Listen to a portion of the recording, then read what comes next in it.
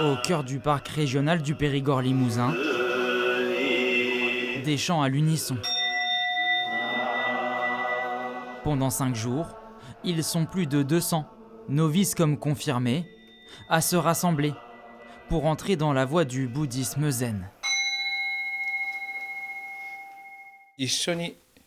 C'est important de transmettre ces pratiques, ces préceptes, et de le faire d'une façon harmonieuse.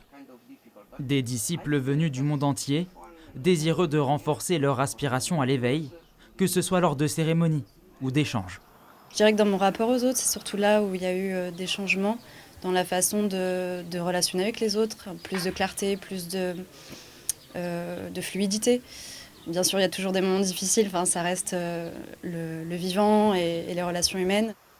Certains vont même encore plus loin. Maxime a intégré le monastère depuis 3 ans. J'ai décidé de faire un mois de retraite ici. Je ne connaissais pas vraiment, je ne savais pas trop dans quoi je m'embarquais.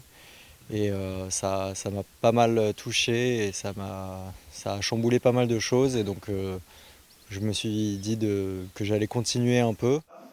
Une pratique quotidienne intense, qui mêle rigueur, prière et partage de tâches quotidiennes. Ça peut être parfois inconfortable au début, mais tout le monde est gentil et on apprend à s'entraider et à trouver sa place dans l'assemblée.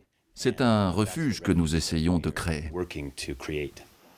Un refuge et des préceptes millénaires qui se veulent aujourd'hui toujours d'actualité. Quelle est la façon juste d'établir un juste rapport qui n'est pas fait de mépris, qui ne s'appuie pas sur écraser, sur détruire? Des voix qui trouvent écho dans le calme de la nature environnante, celle de la Dordogne.